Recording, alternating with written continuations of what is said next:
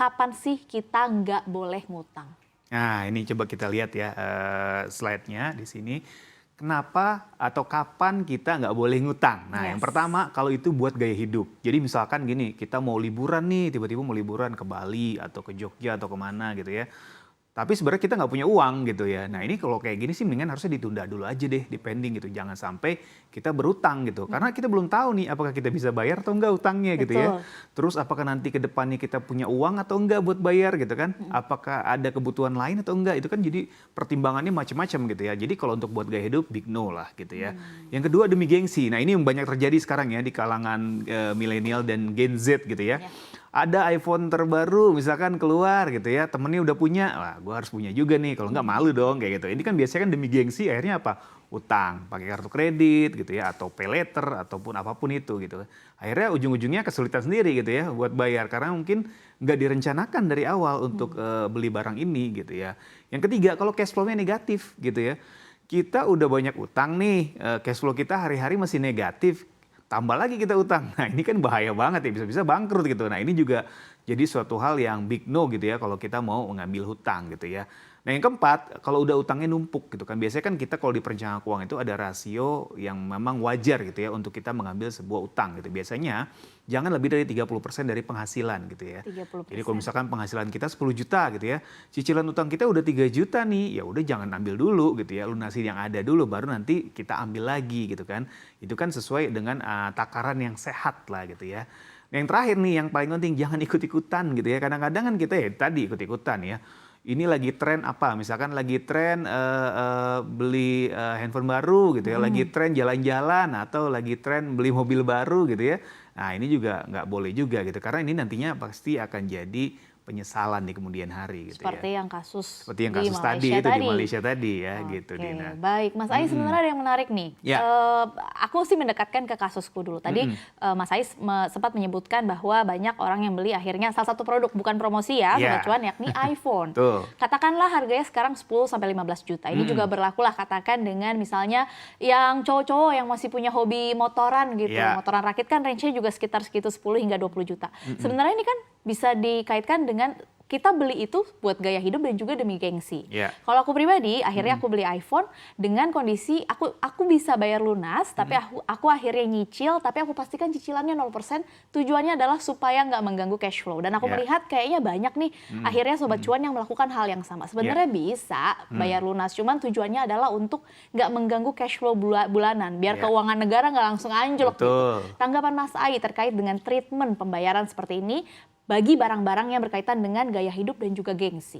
Ya, yang pertama yang harus kita lihat adalah manfaatnya gitu ya. Kalau memang selama barangnya itu benar-benar bisa memberikan manfaat sama kita gitu ya, dan ada added value yang kita dapat gitu ya ketika kita mempunyai barang itu nggak masalah gitu ya. Kadang-kadang kan kita beli barang itu cuman karena suka, cuman karena lihat oh menarik atau karena ikut-ikutan. Nah ini kan jadi suatu masalah juga Dina, karena kalau ternyata dipakai sekali dua kali terus selanjutnya nggak dipakai kan juga sayang juga gitu ya. Tapi kalau misalkan ada manfaat yang bisa kita gunakan secara rutin, ada nilai tambahnya, misalkan Dina dipakai buat kerja gitu ya, atau buat ngevlog gitu ya, itu nggak jadi masalah. Memang ternyata ada added value-nya gitu ya.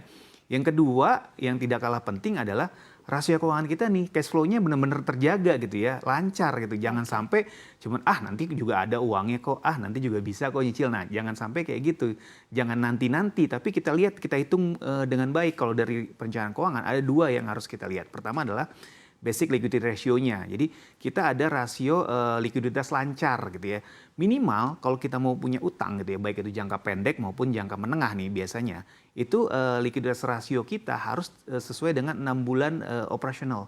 Jadi kita harus punya kayak semacam dana darurat gitu ya, nilainya 6 bulan. Nah itu untuk jaga-jaga kalau misalkan ternyata nih penghasilan kita berkurang atau kita tiba-tiba misalkan amit-amit gitu ya kena PHK, nggak ada penghasilan. Jadi selama 6 bulan kita masih bisa mencicil sambil kita cari pendapatan atau penghasilan baru.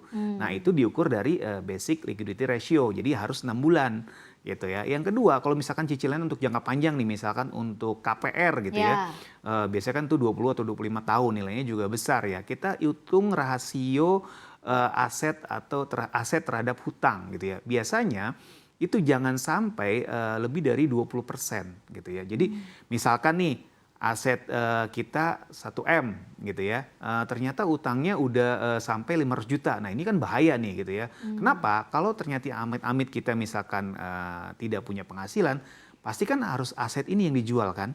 Kalau sampai di atas 50% berarti kan aset kita berkurang drastis nih gitu ya. Ini logika sederhana aja gitu. Jadi kalau bisa ya 20% atau maksimal banget 30% lah dijaga gitu ya rasio ekuitas terhadap hutang kita gitu. Jadi ini dua hal yang harus kita pertimbangkan matang-matang ya Dina ya. Jangan sampai ya itu berpikir nanti gimana aja gitu. Oke, berarti dari penjelasan Mas A ini yang aku tangkap sebenarnya berhutang tuh nggak haram hukumnya Nggak haram, gitu. betul. Cuman banyak pertimbangannya dan Betul. susah-susah gampang nih untuk menentukan apakah beli barang ini boleh ngutang, beli barang ini ya kalau kita mau beli katakan iPhone sama rumah pasti judgementnya berbeda dengan kondisi keuangan kita. Nah mungkin Mas Ai boleh dijelaskan nih ke Sobat Cuan, kira-kira kalau akhirnya oke saya berhutang aja deh, ada nggak sih tips-tips atau trik bagaimana cara atau strategi cerdas nih? Nah ini karena ada udah beberapa di tips layar yang nih. bisa diikuti ya oleh Sobat Cuan di rumah. Yang pertama kita pilih bunga murah. Kadang-kadang kan di semua lembaga keuangan itu ada promo ya, promo bunga ya. KPR ke, KPM ke, KPA atau apapun itu ya termasuk kredit elektronik sekalipun itu biasanya suka ada yang menawarkan promo-promo. Betul. Ya kalau memang ternyata lebih menarik, lebih kecil bunganya kenapa enggak ya Din, kita pilih yang itu gitu kan. Berarti harus riset dulu. Harus Mas, riset ya? dulu. Jadi ini penting gitu. Jangan sampai kita udah kesusu beli barangnya tanpa pikir panjang. Justru supaya kita dapat penawaran yang terbaik utangnya ini ya kita riset dulu mana lembaga keuangan yang memberikan bunga yang lebih kompetitif gitu ya. Jadi kita banding-bandingkan nih lembaga keuangannya gitu ya. Yang kedua, pilih tenor yang pendek. Nah, kadang-kadang orang terjebak nih ya.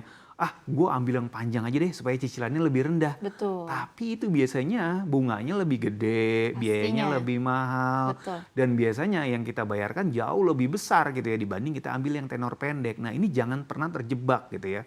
Seolah-olah lebih ringan, lebih istilahnya nggak membebani, tapi ujung-ujungnya malah jadi beban gitu ya. Jadi masalah buat kita. Nah gitu. Yang ketiga cari promo. Biasanya kan suka ada pameran-pameran gitu ya. KPR sering ada pameran. Atau biasanya mobil hari juga ulang tahun bank. Atau ulang tahun banknya tersebut gitu ya. Atau mungkin dia lagi ada promo apa, launching produk baru gitu kan. Nah itu biasanya kan ada promo-promo baik dari lembaga keuangannya atau mungkin kadang-kadang dari produknya juga suka ada promo kan kerjasama dengan lembaga keuangan mana gitu ya. Ya kalau emang ada kenapa enggak kita cari gitu ya.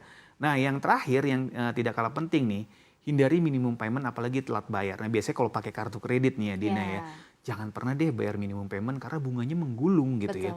Sekali kita bayar minimum payment, terus-terusan kita bayar minimum payment, bunganya terus menggulung gitu ya.